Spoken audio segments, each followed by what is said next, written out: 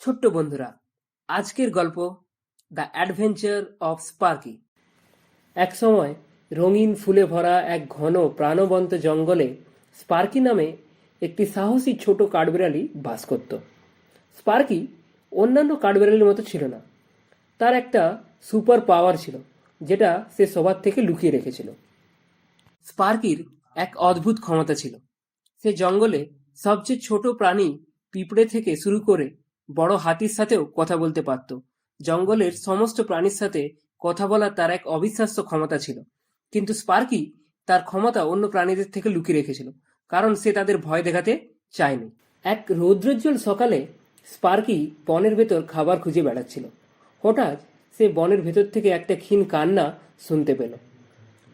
অনেক খোঁজার পরে সে বুঝতে পারল এটা ছিল তার বন্ধু পাখি, যে সাহায্যের জন্য আর্তনাদ করছিল। যখন স্পার্কি সেই পাখিগুলোর কাছে পৌঁছালো, পাখিগুলো বলে উঠল যে গতকালের ভয়ঙ্কর ঝড়ে তাদের বাসা গেছে ভেঙে, এবং তাদের যে বাচ্চাগুলো ছিল তারা হারিয়ে গেছে এবং তারা তাদেরকে খুঁজে পাচ্ছে না, তাই তারা ভয়ে আর্তনাদ করছে। স্পার্কি বুঝে গিয়েছিল তার সাহায্য ছাড়া এই বাচ্চাগুলোকে খুঁজে পাওয়া সম্ভব নয়।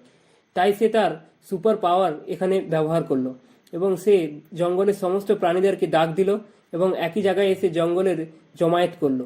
তারপর তাদেরকে বলল বাচ্চাগুলোকে খোঁজার জন্য, এবং নিজেও খোঁজার চেষ্টা করলো।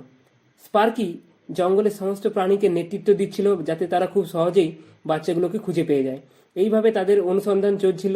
হঠাৎ একটি খরগোশ সেই বাচ্চাগুলোকে খুঁজে পায় এবং সে স্পার্কিকে এসে তা জানায়। স্পার্কি খরগোশের সাহায্যে সেই বাচ্চাগুলোকে বাসা সমেত তার বাবা মায়ের কাছে ফিরিয়ে দিয়েছিল।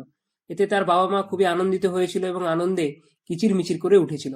এর সাথে সাথে জঙ্গলের সমস্ত প্রাণীরা খুবই খুশি হয়েছিল এবং স্পার্কির এই অদ্ভুত ক্ষমতা আর কারো কাছে লোকানো ছিল না। সবাই জেনে গিয়েছিল তার এই অদ্ভুত ক্ষমতার কথা, এবং সবাই তার এই সাহসিকতা এবং তার এই দয়ার জন্য তাকে ধন্যবাদ জানায়। তো আজকের গল্প এখানেই শেষ। এই ধরনের গল্প পাওয়ার জন্য আমাদের চ্যানেলকে সাবস্ক্রাইব করো এবং ভিডিওকে শেয়ার করতে ভুলো না।